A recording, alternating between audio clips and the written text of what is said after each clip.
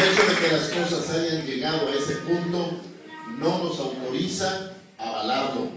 Hay que seguir luchando para que las cosas no sean como son, sino sean como deben ser. Una democracia auténtica, en donde el poder del ciudadano no sea manipulado por su pobreza y por su marginación. Tampoco queríamos en las reformas económicas emprendidas desembocar en monopolios, en duopolios, en oligopolios que beneficiaran a unos cuantos y que concentraran aún más el ingreso nacional y llevaran a la pobreza a cada vez mayor número de mexicanos. No puede ser que después de los sacrificios vividos por nuestras generaciones, el resultado sea la mitad de la población en pobreza.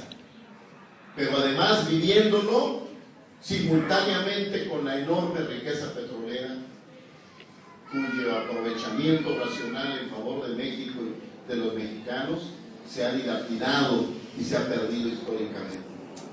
No puede ser que los afanes de liberalizar la economía terminaran con un monopolio telefónico, con un monopolio televisivo, con un monopolio cementero, con un monopolio de telecomunicaciones, en una estructura que día a día concentra más el ingreso.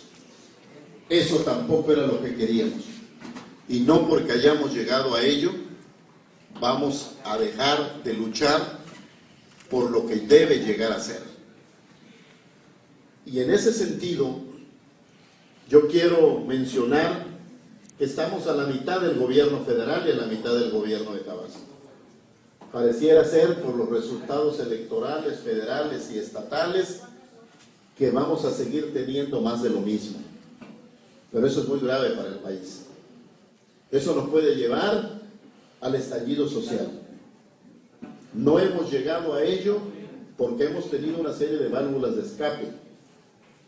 La migración, las remesas de los migrantes a sus familiares, que amortiguan las condiciones de sobrevivencia económica, los programas sociales en apoyo a las familias más pobres, que amortiguan las condiciones de sobrevivencia en que viven millones de mexicanos, y aún el dinero negro que el narcotráfico distribuye en muchas regiones del país, que amortiguan las condiciones de pobreza, pueden explicar en parte que no hayamos tenido estallidos sociales ante los resultados de un modelo político y económico que no democratiza, sino que concentra. Y sin embargo el riesgo ahí estará. Este año emblemático no podemos descartar que algunos de los grupos, afortunadamente pequeños, disminuidos en número, pero con capacidad de acción, que ya no creen en la vía pacífica para transformar a México y que están en la guerrilla rural en algunos estados del país, quieran manifestarse y hacerse presente en un año emblemático que seguramente no dejarán pasar para plantear que hay otra vía. Creemos firmemente que esa no es la que requiere México. Las cosas serían mucho peor. Entonces tenemos que trabajar por la vía democrática para transformar a México en lo político y en lo económico. Nuestra generación o nuestras generaciones no llegaron a este territorio del planeta para descansar y tener punto de reposo. Recuerdo alguna expresión de León Trotsky de 1915 que decía que el que busque tranquilidad se equivocó de siglo. Y creo que si eso valía en el siglo XX, vale más en el siglo XXI, porque a lo que hemos llegado no es a donde queríamos llegar. Y tenemos que replantear a fondo la vida del país. No puede ser que las cosas sigan igual. Hay, sin embargo, hechos que militan en sentido contrario. Fíjense ustedes que no por razón de visión política, no por razón de condición de estadistas, sino por la necesidad objetiva de que se nos está acabando la producción petrolera del megayacimiento de Cantarell, que está en declive acelerado, estamos obligados a buscar nuevas fuentes de financiamiento para nuestro desarrollo económico.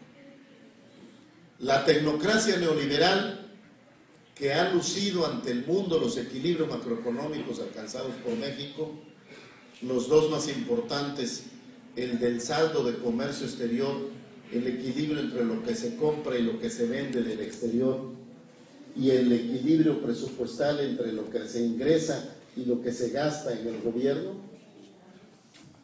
lo resolvieron de una manera muy simple. México siempre ha estado en déficit, siempre compra más de lo que vende, siempre gasta más de lo que ingresa. Y la diferencia lo había resuelto de dos maneras esenciales: vía deuda, endeudándonos, pidiéndonos prestado, y vía emisión monetaria, pidiéndole al Banco Central que emitiera billetes nuevos. La primera vía nos llevó a un callejón sin salida en la década de los 80, casi en 2 ocasiones caemos en moratoria de no poder pagar la deuda, y pareciera ser una vía difícilmente a seguir.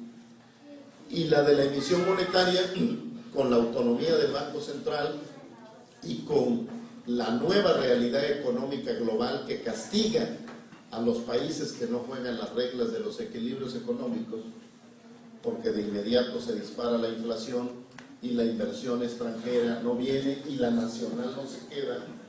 Si los precios están subiendo y por lo tanto algún día el precio de la moneda con la que se comercializa más, en este caso el dólar, también va a subir porque va a haber devaluación, han llevado a sustituirlos por el ingreso petrolero.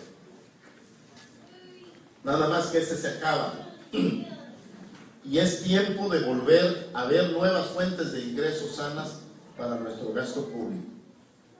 La oportunidad se presentó cuando el secretario de Hacienda y Crédito Público le informó a la nación que la caída de la producción petrolera y que la caída de nuestras ventas al exterior por la recesión americana nos estaban poniendo en un boquete en las finanzas federales del orden de 350,000 millones de pesos y que había que hacer reformas fiscales para financiarlo.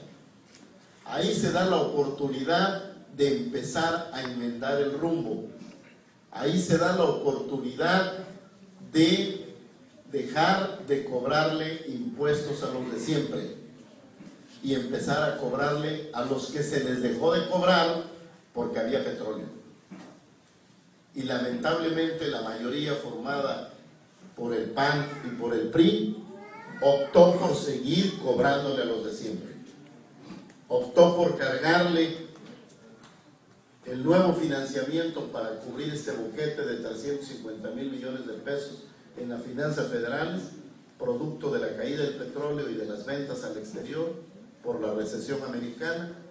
Optó por cargárselo a los asalariados, aumentando la tarifa del impuesto sobre la renta, a quienes somos contribuyentes cautivos y se nos descuenta de nuestro salario, de nuestra dieta, el impuesto sobre la renta a pagar, y al público consumidor, que es el grueso del pueblo mexicano, al aumentar 1% el IVA, y a algunos productos, al tabaco, a las bebidas alcohólicas, a la cerveza, a la televisión satelital, al celular, a la comunicación telefónica celular. Se salvó el internet, cargarle nuevos impuestos para que pagara el pueblo este nuevo desaguisado.